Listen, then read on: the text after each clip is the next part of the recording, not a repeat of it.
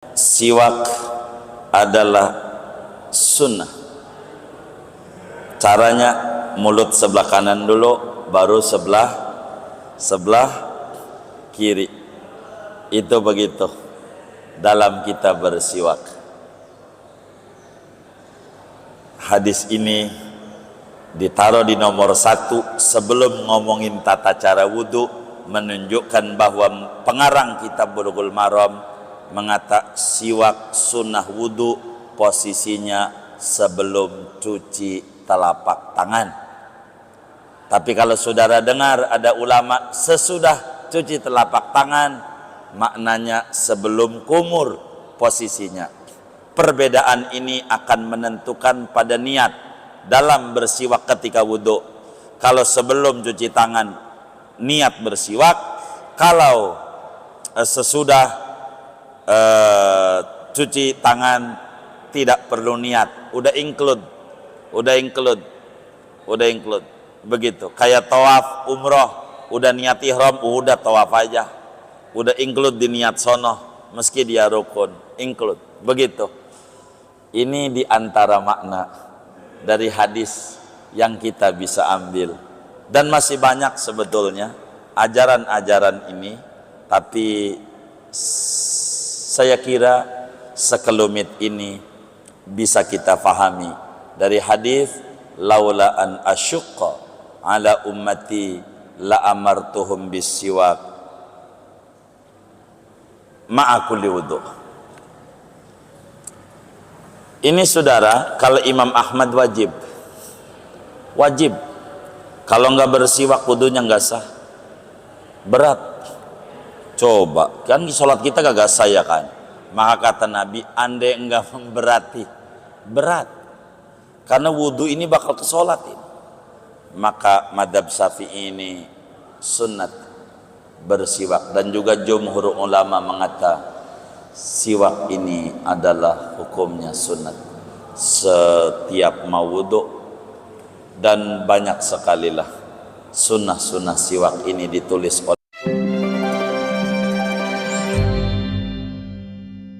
oleh ulama-ulama fikih. Assalamualaikum warahmatullahi wabarakatuh. Bismillahirrahmanirrahim. Alhamdulillahi rabbil alamin. Wassalatu wassalamu ala sayyidina Muhammadin wa ala alihi wa sahbihi ajma'in. Allahumma inna nastahdika li arsyadi amrina wa zidna ilman yanfa'una. Qala al-imamul muallif rahimahullahu ta'ala wa nafa'ana bihi wa bi barakati ulumih wa ghafara lahu wa li masyaikhihi wa li masyaikhina amin. Babul wudu'i. Adapun ini yaitu bab menerangkan hadis-hadis Rasulullah sallallahu alaihi wasallam berkenaan dengan wudu, sunnah-sunnah wudu, tata cara wudu, fardu-fardu wudu, batal-batal wudu, makruh-makruh wudu, dan seterusnya. An Abi Hurairah radhiyallahu anhu qala, diriwayatkan daripada Abu Hurairah radhiyallahu ta'ala anhu qala, berkata Abu Hurairah, qala Rasulullah sallallahu alaihi wasallam, telah bersabda Rasulullah sallallahu alaihi wasallam, laula an asyqa ala ummati la amartuhum bisiwaki ma'a kulli wudu. Jikalau sekiranya tidaklah bahwa aku memberatkan atas umatku, niscaya ku perintahkan umat itu dengan bersiwak disertai pada tiap-tiap wudu. Akhrajahu Malik wa Ahmad. Telah meriwayatkan hadis ini oleh Imam Malik dan Imam Ahmad. Wa sahahu Ibnu Khuzaimah, dan menghukumi sahih ini hadis oleh Imam Ibnu Khuzaimah. Wa dzakarahu al-Bukhari ta'liqan, dan menyebutkan ini hadis oleh Imam Bukhari sebagai hadis ta'liq yang perawinya dibuang. Tidak disebutkan di dalam Sahih Bukhari. Wallahu a'lam. Segini dulu. Saudara sekalian yang mulia, pertemuan ini kita akan membedah babul wudu. Kata yai kita, ini hadis berbicara tentang wudu. Wudu diambil dari kata-kata wadu'a minal wido'ah bimanal husni wal bahjah. Wudu itu secara bahasa artinya indah, cemerlang, ceria. Sebab dengan orang sering berwudu maka akan bercahaya batin dan lahirnya sehingga menjadi indah dan ceria adanya. Sedangkan wudu dalam terminologi agama adalah isti'malul ma'i ala a'dha'in makhsusatin biniyatin. Wudu itu menggunakan air pada anggota yang ditentukan oleh agama,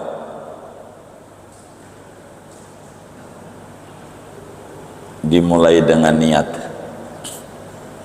Itu wudu. Bicara wudu, saudara, mulai disyariatkan, diwajibkan pada umatnya Nabi besar Muhammad sallallahu alaihi wasallam pada malam Senin tanggal 27 bulan Rajab setahun sebelum hijrah ke Madinah, yakni pada malam diwajibkan solat Lailatul Isra wal Mi'raj. Tapi wudu ini syariat yang lama, bukan baru. Nabi-nabi terdahulu juga sama, kalau solat kudu wudu. Tandanya Rasulullah sallallahu alaihi wasallam menyatakan, hadza wudu'i wa wudu'ul anbiya'i min qabli. Ini adalah wudu'ku dan wudu'nya para nabi sebelumku. Artinya wudu dari zaman dahulu kala sudah diajarkan. Hanya yang istimewa khusus pada umatnya Rasulullah sallallahu alaihi wasallam adalah sunnah gurrah dan sunnah tahjil. Seperti dalam Sahih Muslim, kata Nabi, antumul gurrul muhajjalun faman istata'a an yutila gurratahu falyaf'al. Kalian itu bercahaya wajahnya, tangan dan kakinya. Siapa mampu mengerjakan sunnah gurrah, kerjakan. Nanti di depan sunnah gurrah, wajah ini bagaimana melewati daripada yang pokoknya, yang wajibnya. Itu wudu. Saudara, wudu ini berbicara hukum ada 4. Karena kita ini kajian hadis hukum, maka hukum wudu itu ada 4. Bisa saja wudu itu wajib, bisa saja wudu itu sunat, bisa saja wudu itu haram, bisa saja wudu itu makruh.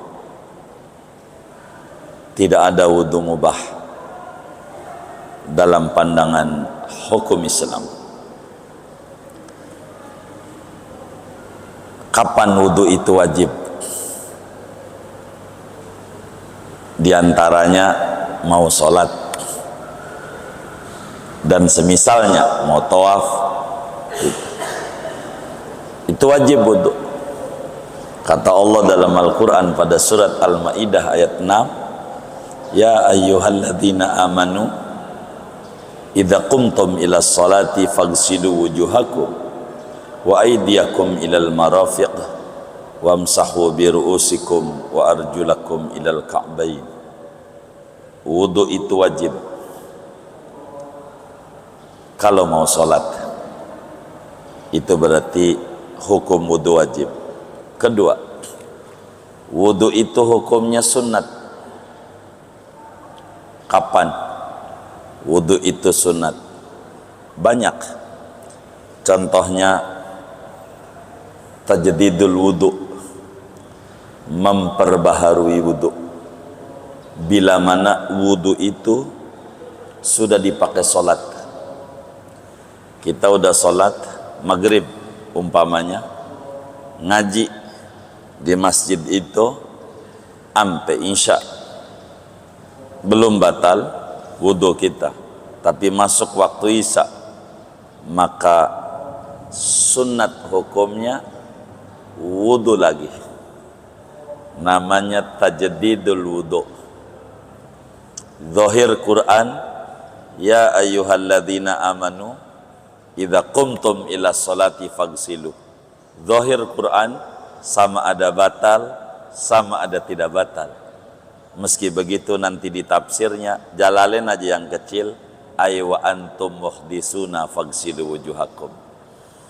Jadi tajdid wudu, memperbaharui wudu, artinya wudu lagi. Asal udah dipakai sholat, wudu itu kayak kadaluarsa, begitu. Jadi wudu lagi. Wudu laginya tuh sunnat. Hukum wudu lagi itu tajdidul wudu, hukumnya sunnat. Tapi ingat, kalau udah dipakai sholat. Yang ketiga, makruh. Wudu dibenci Nabi. Bisa itu. Hukum makruh. Yang bagaimana tuh wudu yang makruh? Wudu tajdidul wudu yang belum dipakai sholat. Baru juga kelar wudu sampai kaki. Sholat belum, wudu lagi. Belum dipakai sholat, wudu lagi. Apa enggak boros nih sama air? Mana enggak pernah ngisi kotak amal lagi? Habis tuh boros, israf. Pakai sholat dulu, baru wudu. Baru wudunya sunat. Kalau belum dipakai sholat, makruh. Wudu laginya makruh. Habis kaki belum juga keluar tempat wudu, wudu lagi. Ntar belum keluar wudu lagi lah, kapan sholatnya ini? Makruh. Wudu begini nih, makruh. Keempat, saudara, haram. Wudu tuh bukannya dapat ganjaran, dapat dosa. Bukannya dapat pala, dapat palu. Wudu. Bila wudu itu haram? Kapan wudu itu haram? Semisal lagi men perempuan, masih men, wudu, dosa, haram. Kalau lagi men, kecuali udah mampet, udah berhenti, belum mandi, wudu, sunat. Wudunya si men nih, perempuan yang men nih. Tapi kalau masih men, haram. Namanya tala'ub biddin, mempermainkan agama. Udah dibilang haram, dia kerjain juga, muraghaman li syariah, ngancurin syariat. Itu wudu. 4 hukumnya. Tapi pertemuan ini, hadis pertama ngomongin wudu, Yai kita akan ngomongin sunnah wudhu dulu, berbicara tentang siwak. Kata yai kita, hadis pertama dari judul babul wudhu, berbicara tentang siwak. Seakan-akan tuan musannif, pengarang kitab Bulughul Maram, menjelaskan bahwa siwak salah satu daripada sunnah wudhu. Tandanya ditaruh di bab wudhu siwak ini. An Abi Hurairah radhiyallahu anhu qala Rasulullah sallallahu alaihi wasallam, laula an asyqa ala ummati la amartuhum bis-siwak ma'a kulli wudhu. Saudara, kata Nabi, andai saja tidak membuat berat umatku, kuwajibkan wudhu. Kuwajibkan bersiwak setiap berwudhu. Rasulullah sallallahu alaihi wasallam adalah pemimpin umat yang sayang kepada umat. Pribadinya rahmat, ajarannya rahmat, dan misi segalanya rahmat. Itu Nabi. Nabi enggak mau membuat sulit, susah umatnya, sehingga perkara yang dipandang berat oleh Nabi, Nabi tidak minta diwajibkan nama Allah.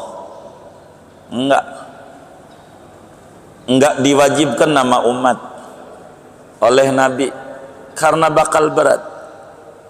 Semisal siwak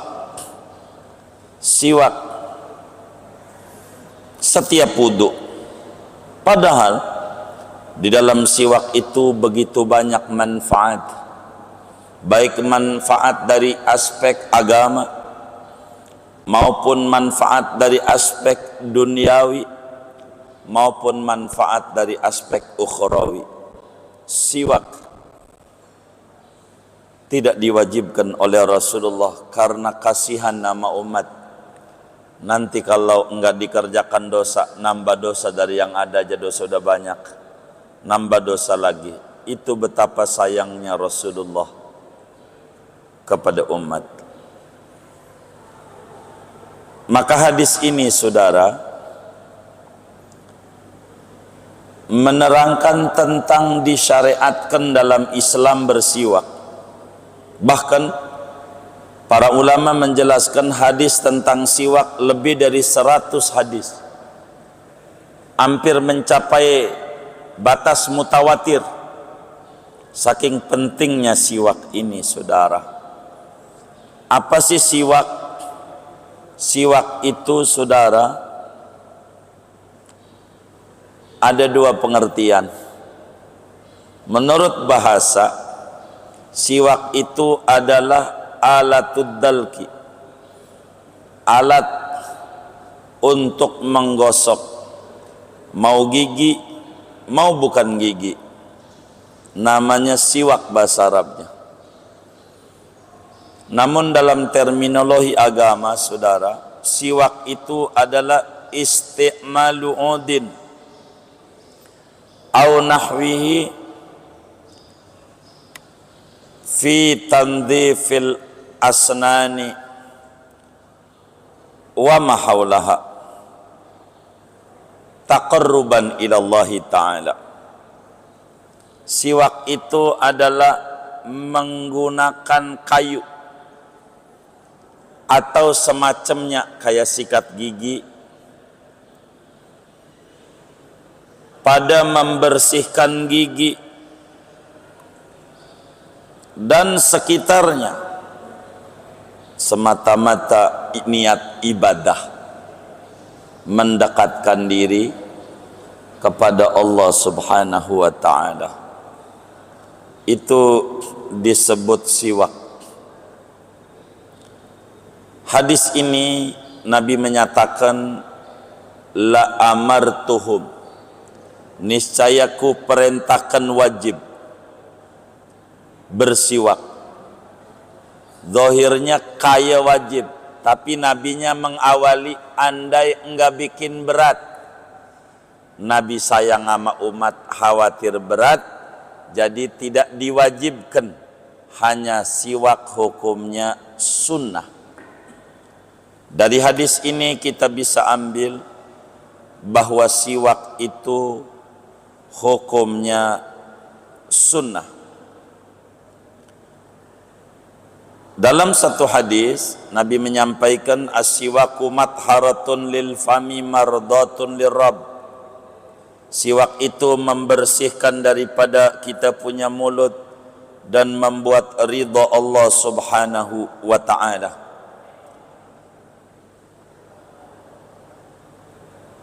Satu yang kita bisa ambil dari hadis ini adalah Nabi sangat sayang kepada umatnya, tidak ingin memberati umat, sehingga siwak tidak jadi wajib, hanya sunnat hukumnya. Dua, la amartuhum bis-siwak, niscaya saya perintahkan umat dengan bersiwak. Perintah apa ini? Asalnya perintah wajib. Al-amru idza tajarrada anil qarinah unsuri falil wujub. Redaksi perintah, bila tidak ada qarinah yang memalingkan, maka maknanya wajib. Cuman ada qarinah, kata Nabi, laula an asyukka, andai kagak bikin berat, jadi wajib. Karena Nabi pandang bikin berat, enggak wajib, sehingga siwak hukumnya sunnah. Sunnah. Lalu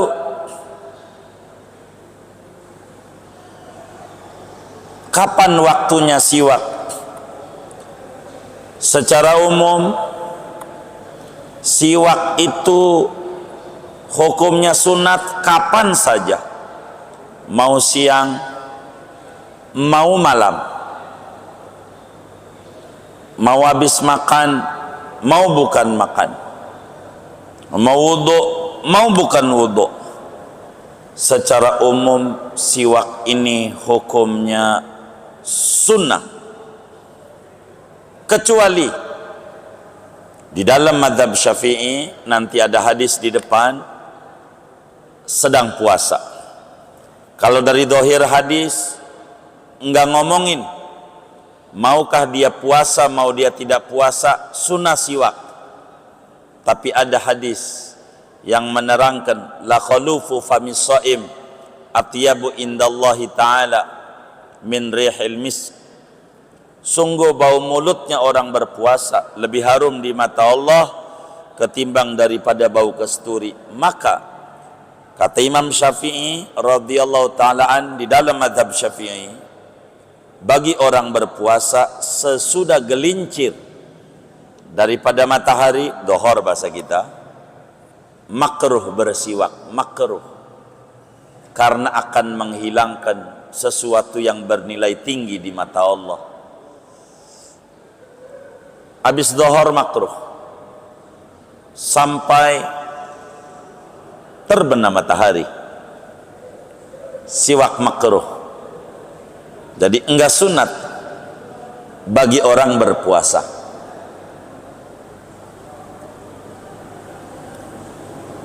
Yang ketiga, ma'akuli wudu'in.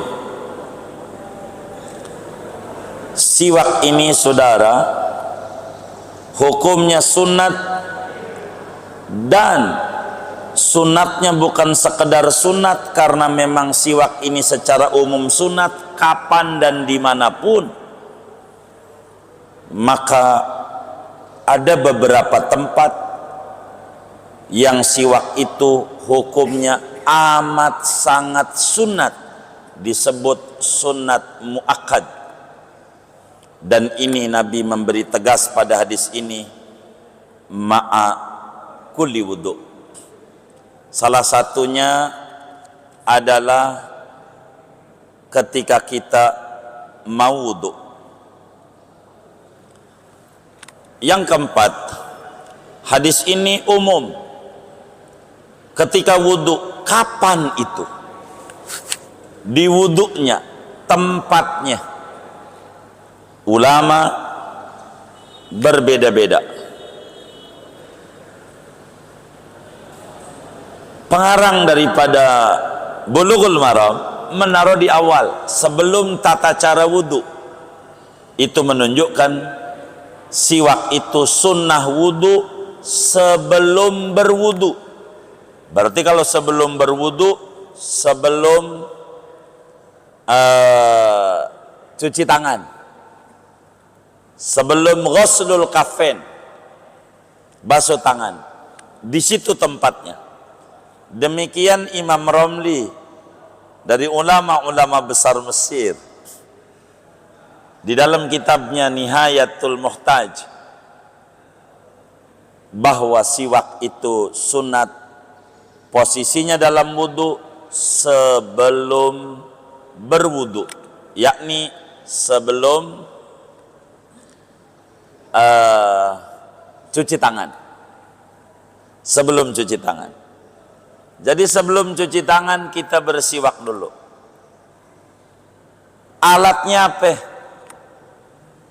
Alatnya nih, siwak nih, apa saja yang bisa menghilangkan kotoran gigi. Apa saja. Mau tisu, mau daun-daunan kek, yang penting janjinya yuzilu, menghilangkan kotoran gigi.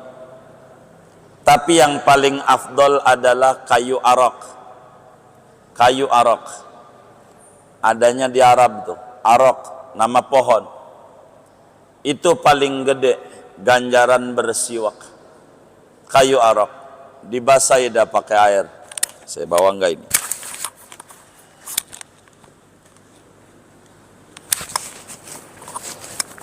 Ada kayaknya. Nah ini namanya kayu arok. Di Arab itu mau haji Guru Najib tahun ini tanggal berapa berangkat? 28. Di Arab tuh banyak dijual di pinggiran. Ada yang seikat gede, seikat gede. Itu bukan kayu arak, bukan. Begitu. Seikat gede ada 50 sereal. Itu masal kayu doang. Jadi orang dagang cincin yang dipajang itu yang jelek-jelek. Yang dipajang tuh yang murah-murah. Kalau yang bagus, batu mulianya itu adanya di laci. Bener nggak? Di laci. Itu mahal tuh yang di laci. Yang dipajang murah-murah. Itu begitu. Kayu arok gitu. Dia nggak bakalan dijual iketan, dijualnya batangan. Atau bisa 5 real. Karena dia lembut. Kayu arak. Sikat gigi boleh, boleh. Itu sikat gigi tuh jadi. Tapi tinggian kayu arak. Bagaimana tinggian kayu arak? Enggak lawan. Sebab seratnya yang membuat Allah. Seratnya yang membuat. Siapa yang buat ininya nih? Siapa yang buat? Allah yang buat. Seratnya. Itu seratnya yang namanya sikat gigi yang buat siapa? Ya manusia, mau ngurusnya Oral-B, Pepsodent, apalah namanya. Itu orang tuh yang nempelin. Kalau ini yang nempelin Allah, maka dalam dunia formula susu yang paling tinggi nggak ada lagi ASI. Karena yang menformulakan Allah langsung. ASI tetap yang terbaik. Apa tuh ASI? Air susu Ibu itu kalau saudara panggil orang tuanya ibu. Kalau saudara panggil orang tuanya mama, Asma, air susu mama. Ya itu begitu. Maka yang benar orang dulu. Apalagi teman kita panggil dia ibunya bunda, Asbun, air susu bunda. Itu begitu. Udah ibu aja, Asi itu. Itu begitu. Ini namanya kayu arak. Megangnya begini. Megangnya aja diajarin. Megang sikat gigi. Rasulullah ajarin. Jempol di bawah, kelingking di bawah, 3 jari telunjuk, jari tengah, jari apa ini manis di atas, diajarin. Kalau kita gosok gigi sih dari dulu, tapi nggak pakai cara-cara, emang kita kagak ngaji. Muslim berserah diri, maknanya dibatasi kehidupannya oleh aturan. Kalau pengen tidak dibatasi oleh aturan, pilih jadi kafir. Dari 6.666 ayat, kafir tidak diatur pri kehidupannya. Tapi muslim, apanya aja diatur. Udkhulu fis silmi kafah. Diatur tata kehidupan. Bukan saja ibadah, zakat, puasa, kayak wudhu. Kehidupan berbangsa, bernegara, apanya aja diatur. Muslim. Itu begitu. Karena tunduk sama Allah, ikatan keimanan itu dicontohkan oleh Nabi. Namanya bersiwak. Bersiwak. Jadi dalam pandangan Imam Ramli bahwa siwak ini sunnah di luar wudu, seperti judul bab kitab kita, nampaknya begitu. Sehingga siwak dulu, baru cuci tangan. Bila ini yang saudara ikuti pendapatnya di dalam memahami hadis Rasulullah ini, maka bersiwaknya kudu niat. Kalau kagak ada niat, nggak dapat ganjaran.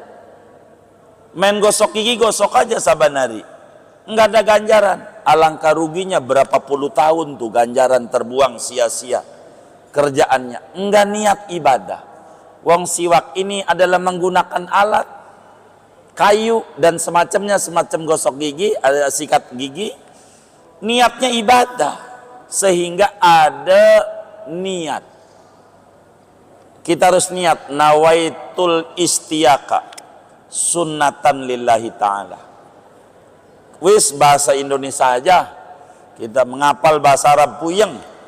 Aku niat gosok gigi, aku niat bersiwak, sunnat karena Allah Ta'ala.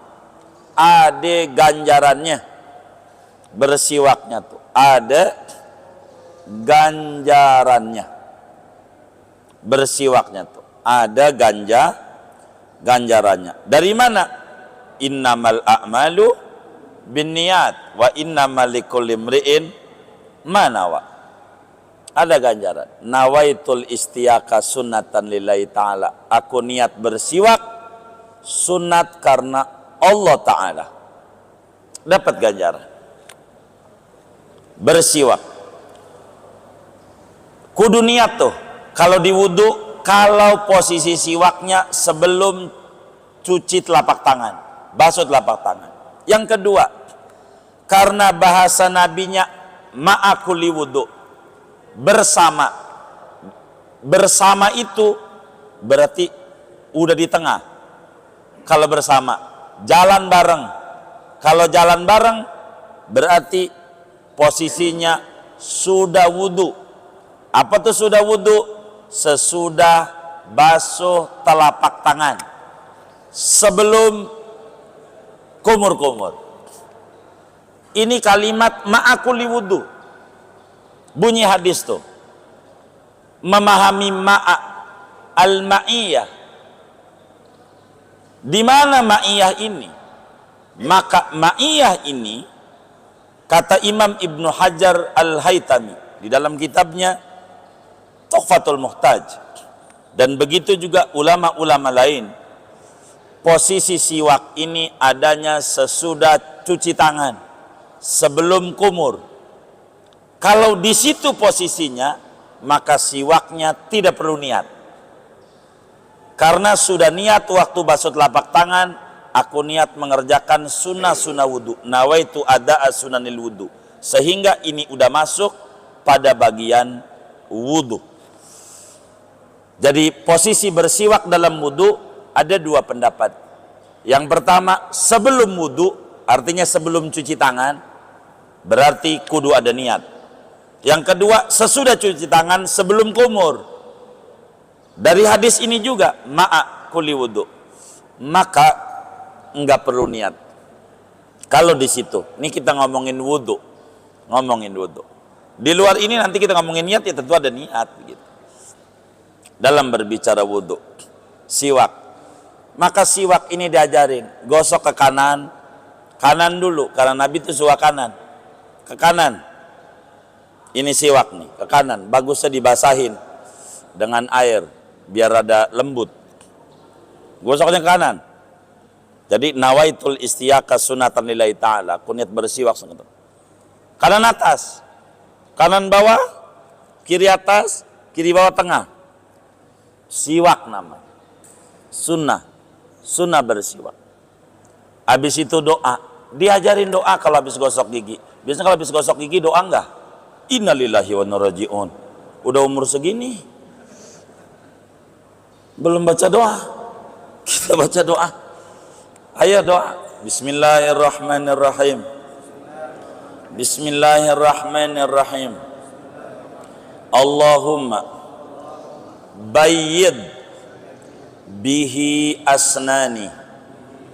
Allahumma bayyid bihi asnani wa syudda bihi lithati wasabbit bihi lahati wabarikli fihi ya arhamar rahimin.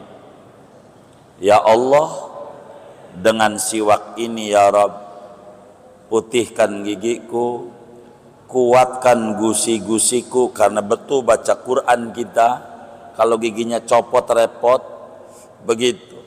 Berkahi padaku. Doa. Enggak pernah baca doa. Waduh, rugi amat itu ya.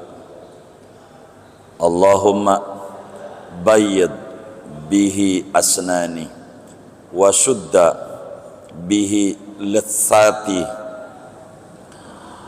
wa barik li fihi ya arhamar rahimin.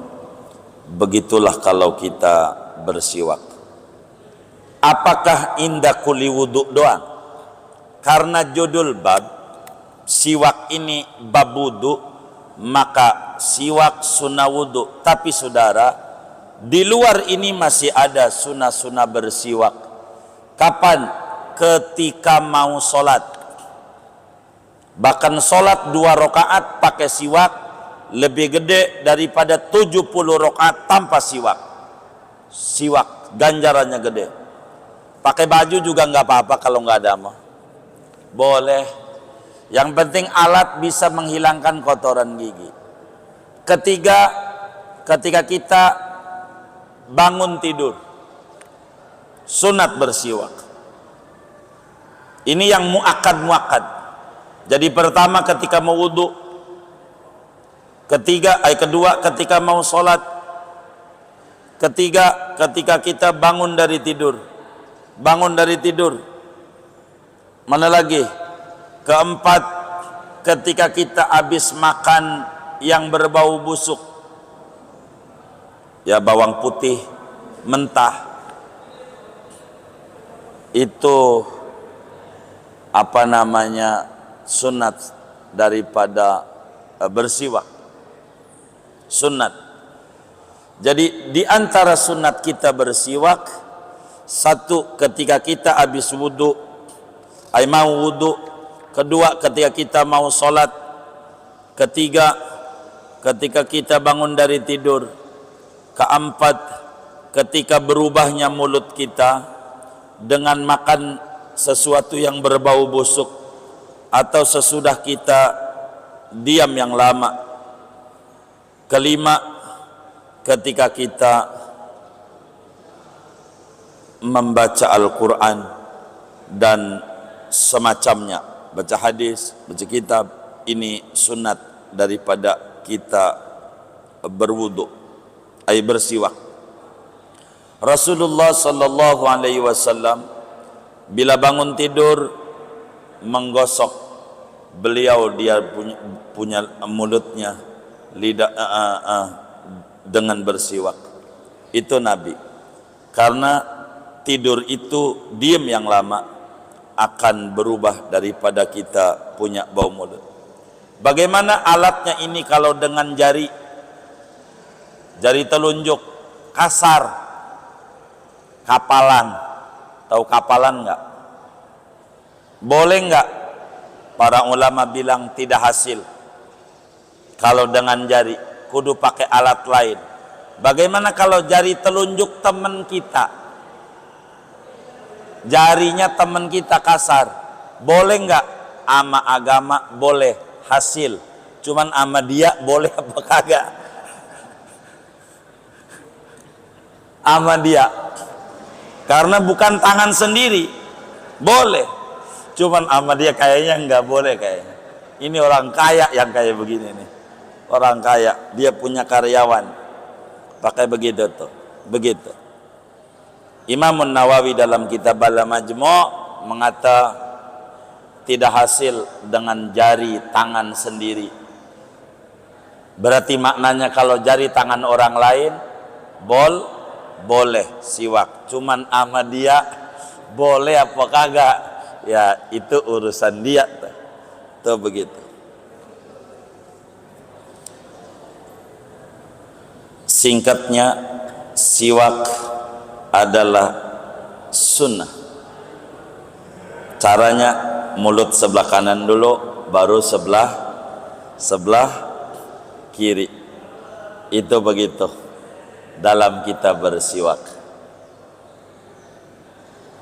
Hadis ini ditaruh di nomor 1 sebelum ngomongin tata cara wudu, menunjukkan bahwa pengarang kitab Bulughul Maram mengata siwak sunnah wudu posisinya sebelum cuci telapak tangan.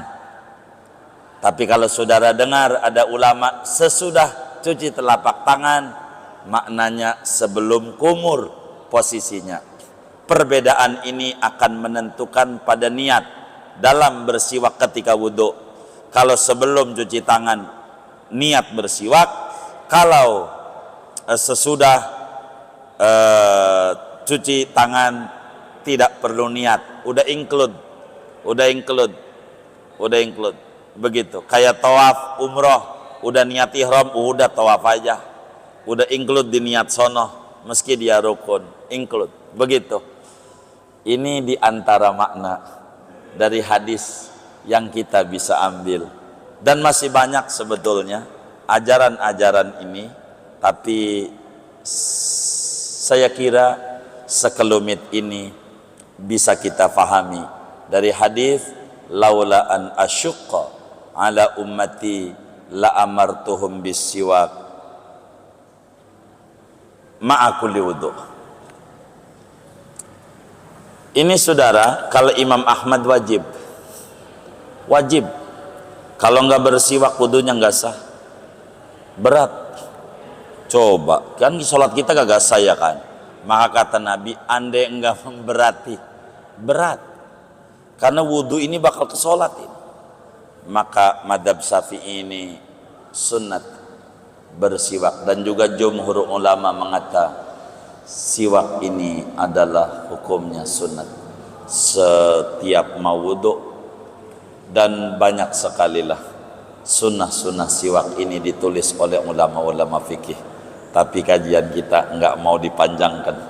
Mudah-mudahan dapat difahami apa yang telah kita bedah dari hadis nomor 1 pada babul wudu dari Bulughul Maram ini. Wallahu alam. Ada yang ditanya mungkin dari materi ini atau di luarnya sebelum doa?